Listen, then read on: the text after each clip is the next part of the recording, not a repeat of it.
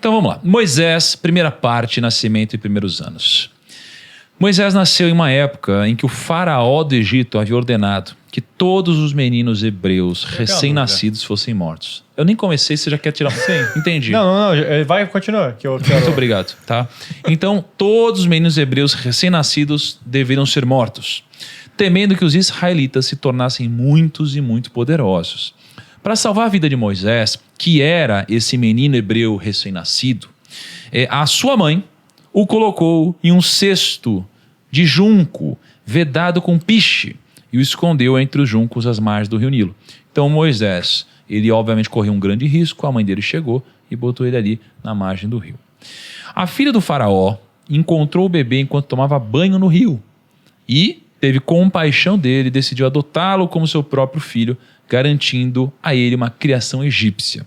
Aqui Moisés teve acesso a todo o conhecimento egípcio disponível na época. Então pensa só, a mãe está com medo de que o bebê morra. Sim. E ela bota ele ali num cesto de junco e coloca no rio. E aí ninguém tem ideia do que vai acontecer. Quando ela coloca ele na cesta ao lado do rio, aonde que ele vai parar? Nos braços da filha do faraó, ou seja, na realeza, onde mandavam. Sim. E dali, é algo completamente inesperado, né? O que era para ser uma morte acabou se transformando em um começo de uma história. Cara, muito bom, né? Parece novela, assim. Parece um negócio assim, roteirizado no outro nível, né? Mas foi roteirizado. Né? Isso é o grande roteiro. Porque Tipo pensa assim, só, cara, se você... E com certeza é muito bom. a mãe orou pelo filho. Tá bom. Né? Meu filho, seja abençoado. Deve ter orado um monte de coisa. Sim. E aí, de repente, o que acontece? Ela vê que quem pegou o filho era justamente a família que queria matar todas as crianças. Então, o que inicialmente parece algo que é ruim, na verdade, estava escrito para ser a história que Deus queria que acontecesse. Sim, louco. Né? Muito louco. E Moisés, inclusive, significa, acho que, retirar da água. É alguma coisa assim. Vou perguntar para o Rodrigo. Rodrigo, queria que você agora, então, nos explicasse toda essa passagem, essa história, até o momento em que existe a fuga para Midian. Ok. Para a gente entender a história de Moisés, vamos falar um pouquinho de casos de família. Treta do Egito Antigo. Para resumir para a galera que está em casa e para vocês aqui também, o Egito foi a segunda maior potência mundial daquele tempo. Primeiro era a Mesopotâmia, a Suméria, depois vieram os Elamitas, os Assírios, lá na região onde hoje é o Iraque. E aqui estava o Egito, também outra potência. É como se fossem Estados Unidos e Rússia, sabe? Estados Unidos e China, assim. E o Egito teve uma época que recebeu muitos imigrantes, muitos. E eles vinham trabalhar no Egito e ficavam lá, porque o Egito, apesar de 95% do país serem desertos, o Egito tinha mais condição de não enfrentar a seca do que, por exemplo, a região do Levante, que é onde fica Israel, Canaã. Porque eles ficavam à beira do rio Nilo, tanto é que no Cairo não chove. No Cairo não chove. Chove em Alexandria, no norte, no Cairo não chove, ali tudo é deserto do Saara. Mas o rio Nilo provinha o povo de comida, agricultura, água. Então, quando tinha qualquer seca em Canaã, o pessoal corria para o Egito. Nós estudamos aqui a história dos patriarcas, quando Abraão foi para o Egito, depois Jacó foi para o Egito, então você tinha que ir para o Egito. Aí muitos asiáticos, que o Egito está na África, muitos asiáticos migraram para lá. Um grupo deles, chamados Ixos, foram crescendo no Egito e no momento de fraqueza do Egito, eles tomaram o poder. Tomaram o poder e até criaram faraós para si. Foi na época que os Ixos estavam no poder no Egito que José do Egito existiu. Nós falamos sobre isso aqui. Agora, só que... Então, Rodrigo, aqui, ó, ali, o José do Egito, ele ascendeu ali no Egito, né? E Moisés, né, ele percebeu um lugar que estava escravizando os israelitas. Exatamente. Né? Como que eles foram parar lá? Essa que é a questão. Quando José assumiu... exatamente. Quando José assumiu o Egito, por que José assumiu? Nós contamos aqui, quem não assistiu, a galera, aí pode ver de novo esse podcast que a gente fez sobre José do Egito. Acho que foi até o primeiro. Foi o primeiro ou segundo? Foi o primeiro ou segundo, né? Foi. E falta você assistir lá, e quem já assistiu, assista de novo.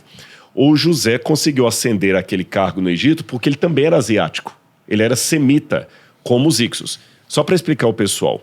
Semita o asiático é como falar latino-americano para quem mora aqui. O boliviano é latino-americano, o argentino e o peruano e o brasileiro também.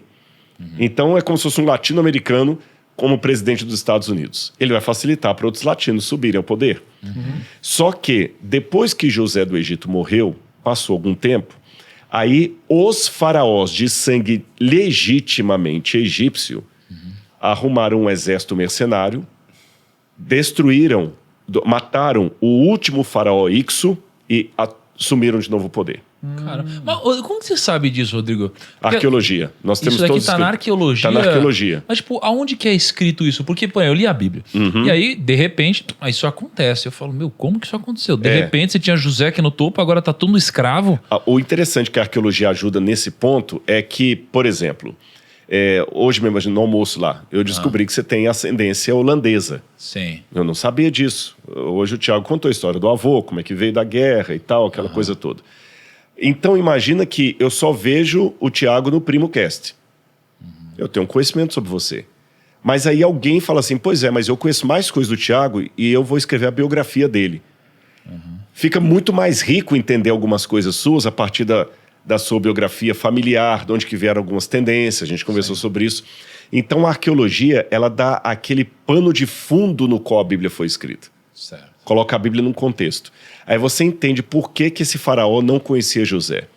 Porque onde a gente encontra isso? Nós temos documentos egípcios, tem os textos das pirâmides, tem textos de historiadores antigos como Heródoto e assim por diante. Então o que a gente sabe pela história antiga é que os Ixos dominaram um tempo o poder, eram estrangeiros que dominaram sobre o Egito. Nessa época, faraó era Ixo e por isso José do Egito vai lá. Quando os Ixos são retirados do poder e os egípcios voltam ao poder, aquele faraó, que é o grande guerreiro mesmo, chamava-se Camose. Vocês nunca foram ao Egito, não, né? Não. Eu fui uma vez rapidinho. Assim, mas... As múmias de todo mundo que eu vou citar agora estão no Museu do Cairo. Toda a família lá. O Camose, quando ele vai, ele batalha, só que ele morre na guerra. Ele consegue destronar o faraó Ixo, mas ele morre na batalha. Como ele morreu na batalha, eles colocaram no trono o irmão dele chamado Amose, que tinha 7 anos de idade. 7 ou 8 anos de idade. Era um menino. Então Amose foi o primeiro faraó a assumir o trono do Egito depois que expulsaram os Ixos. Como era um menino de 7 ou 8 anos de idade, ele não sabia nada. Era só uma figura. E como eles tiveram como emblema tirar tudo que era Ixo ali, para poder não perder mais o país deles, esse Amose era o faraó que não conhecera José. Porque a história de Moisés começa assim, Êxodo capítulo 1, versículo 9, versículo 8. Nesse meio tempo, levantou-se um novo rei no Egito que não havia conhecido a José. É Amose. Agora, você sabe, um menino de 8 anos no poder, quem manda são os conselheiros e tudo mais. Ele é só pro forma ali. E o que eles fizeram logo depois? Eles fizeram 2 coisas. Primeiro, para que a coroa não caísse na mão de estrangeiros, eles obrigaram o faraó menino a casar com a irmã dele. Caramba. E quando eles tiveram um casal de filhos, eles obrigaram os 2 também a se casarem. Nossa. Para que não saísse da família o controle. Segunda coisa que eles fizeram, expulsaram os Ixos de lá, expulsaram a maior parte dos asiáticos e escravizaram os demais que permaneceram na terra. Foi nessa situação que os hebreus, sendo asiáticos, se tornaram escravizados. Cara, eu ouvi uma história onde o faraó ele deu trabalho para todos. E aí ele tinha, obviamente, uma pranchetinha ali onde ele tinha o quanto cada um produzia, tinha o salário que era pago, né, a remuneração que era dada. E aí ele foi baixando essa remuneração até o momento que quando as pessoas perceberam, elas viraram escravas e ficaram dependentes dele ali. Tem alguma história? Procede. Quando a gente fala escravos no Egito, a nossa cabeça pensa no escravo negro do Brasil colonial. Não, escravidão do Brasil colonial era uma coisa. Ou numa escravidão de capturado de guerra, assim. Exatamente. Assim. Mas mesmo a escravidão capturado de guerra, havia algumas modalidades de escravidão que a pessoa recebia salário. Mas era mais ou menos... Sabe essa escravidão que está acontecendo no mundo hoje? que a pessoa já chega devendo lá no outro país e ele nunca salda a dívida dele. O carinha que vai fazer a roupa ali de uma marca meio que na Exatamente, Tailândia, assim. que ele trabalha 13, 14 horas por dia, às vezes até mais. E ele nunca consegue saldar a dívida dele. Então, na verdade, dependendo da dívida que a pessoa se entra, ela também se torna uma espécie de escravo. Ela passa a vida toda para pagar a dívida que nunca salda. Assim que eram aqueles escravos. Mas quem deu essa dica para você está correto. Por exemplo, não foram os hebreus que construíram as pirâmides do Egito. Vamos deixar isso bem claro. Quando os hebreus chegaram ali, as pirâmides do Egito já estavam com 900 anos de idade. Aquelas 3. Mas nas pirâmides, por exemplo, você encontra pichação assim. Aqui estão os empregados de Khufu, ou Quéops. E nós temos até quanto que era o salário que eles ganhavam.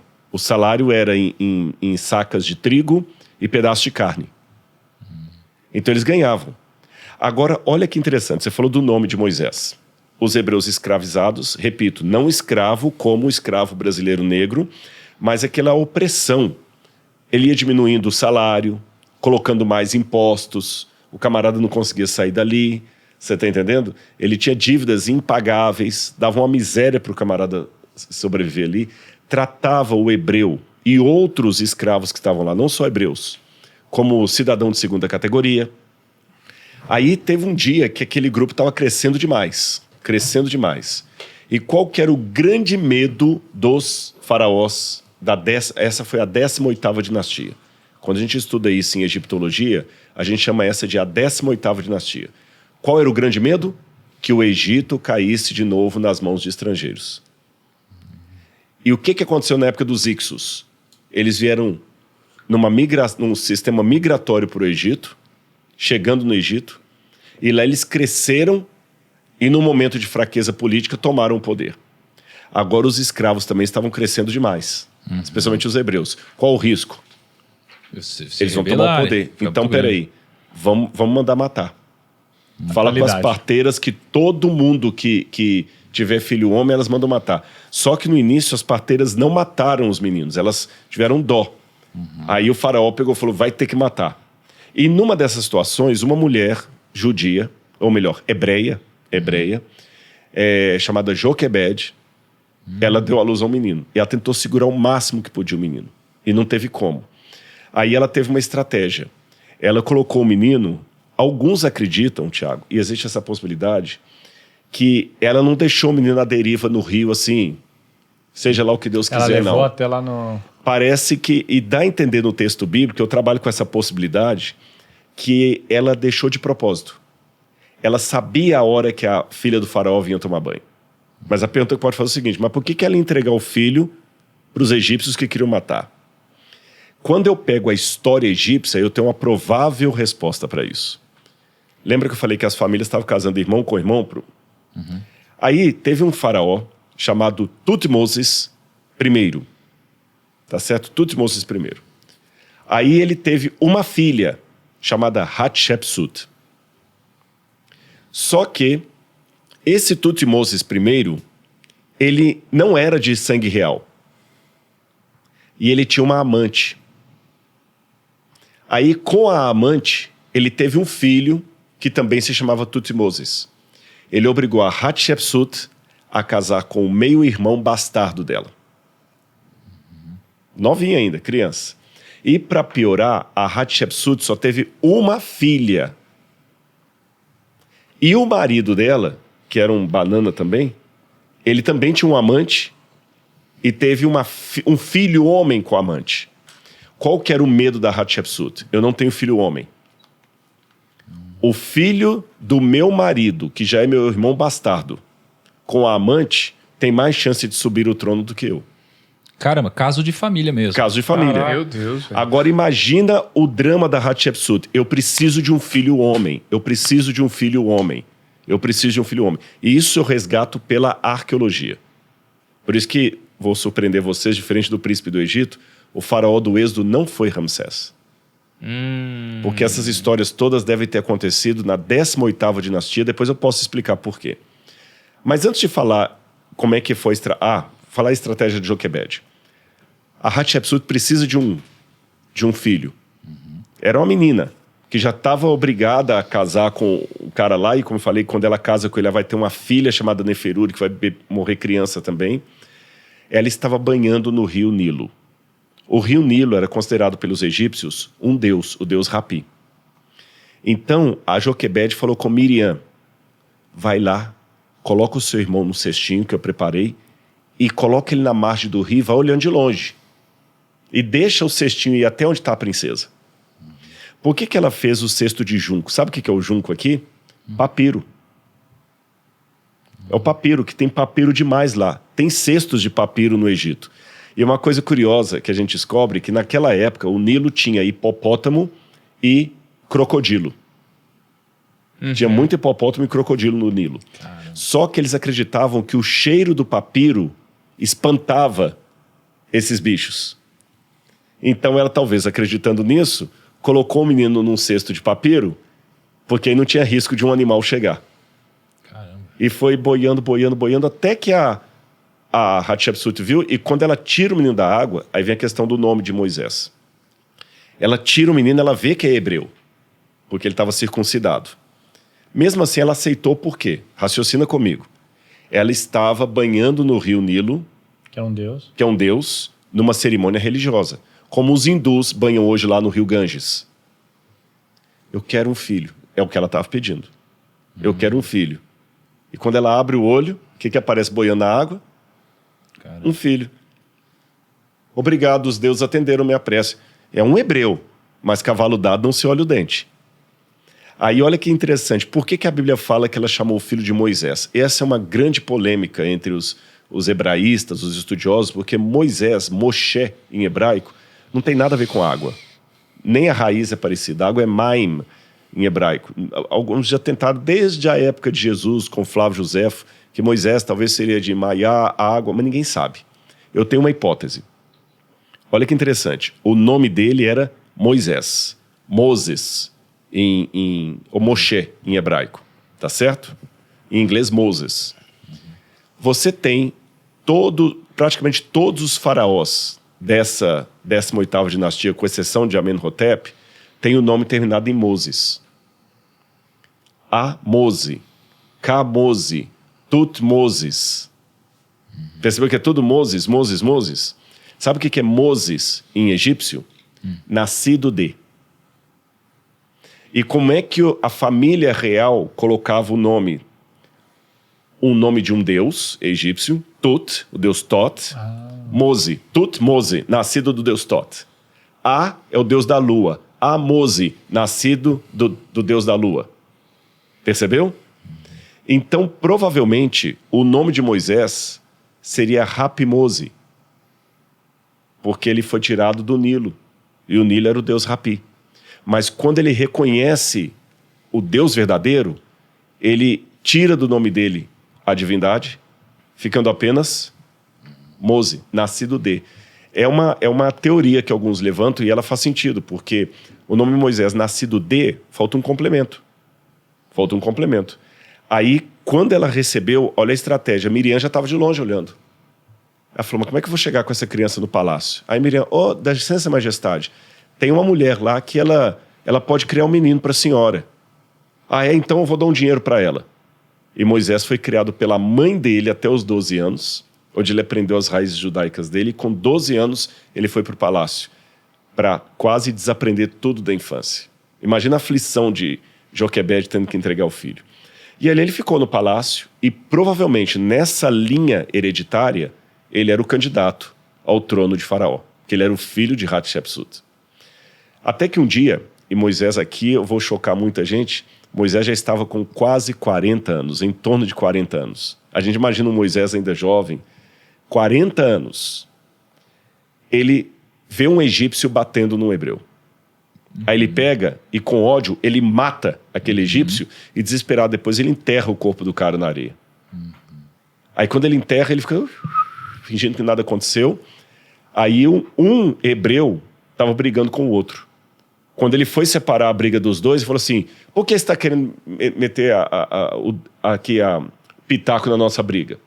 Você é filhinho de papai, você não é hebreu como nós, porque você está lá no palácio, cheio de regalia, com ar-condicionado e tudo mais. A gente tá se lascando aqui. Você vai querer matar a gente igual você matou aquele egípcio? Aí ele ficou apavorado com aquilo, falou, pronto, muita gente deve saber. Largou tudo e fugiu para a terra de Midian. Então Por que foi ele até aí a fugiu? fuga dele. Ele fugiu porque era crime, mas ele não era o filho do... Mas vamos imaginar, ele era o filho da rainha, mas todo mundo sabia que ele não era um filho legítimo da rainha. Cara, então olha que interessante. Então tinha mais chance quase meio-irmão, né? Porque ele era filho adotado da rainha. E o outro também era enteado da rainha. Sim. O outro ainda tinha mais chance, porque o outro pelo menos tinha o pai, que era faraó. Cara, então Moisés, ele era tão predestinado a libertar o povo que quando ele ainda era criança, ele conseguiu libertar a própria mãe, né? Assim, a primeira Exatamente. pessoa que ele salvou ali foi a própria mãe. E olha que interessante, ele foi parar, né, nos braços da filha do faraó, e naquele exato momento que a irmã dele, Miriam, chegou na filha do faraó, ofereceu a própria mãe, sem saber obviamente que era a mãe, ofereceu a própria mãe para cuidar Sim. do próprio filho. Então, e ela foi parar no palácio. Ou seja, essa primeira pessoa foi a primeira pessoa a ser salva por Moisés ali, sem Exatamente. enfim, ele é realmente diferente. Você gostou desse corte? Gostou do programa com o Rodrigo Silva? Então pega esse recado aqui que ele é pra você. Em julho, o Grupo Primo e a Unasp vão lançar uma pós-graduação em Interpretação Bíblica e Arqueologia das Escrituras, que vai ser liderada pelo Rodrigo Silva. Você vai ter a chance de aprender com profundidade sobre todos os principais livros da Bíblia e a interpretar os trechos mais importantes também. E também vai ter aula de Arqueologia Bíblica, onde vai conhecer os lugares no Oriente Médio por onde passaram Jesus e os seus apóstolos, tá? Além disso, os alunos dessa pós-graduação vão ter a chance de visitar o Museu de Arqueologia Bíblica, que fica no interior de São Paulo, guiado aqui pelo Rodrigo Silva. Você também vai ter a chance, né, a oportunidade de ficar amigo e se aproximar de um monte de gente que também tem interesse em aprender mais sobre a Bíblia no nosso grupo de WhatsApp. E tem mais, o aluno da pós-graduação que tiver mais destaque, que mais se envolver, tiver as melhores notas, vai ganhar uma viagem para Israel com tudo pago. E é claro que você vai fazer essa viagem guiada pelo próprio Rodrigo Silva, que entende muito do assunto e vai lá desvendar todos os mistérios e toda a história por onde passou Jesus. Se você não quer perder essa chance de aprender mais sobre Bíblia com o próprio Rodrigo Silva, clica aqui no link da descrição do vídeo ou aponta aqui para o QR Code na tela e entre na nossa lista de espera e seja avisado da nossa primeira turma. E dia 15 de julho começa uma série de aulas gratuitas aqui do Rodrigo Silva. Você vai ter aqui uma série de aulas com uma mega profundidade sobre o assunto da Bíblia, certo? Link na descrição, QR Code na tela.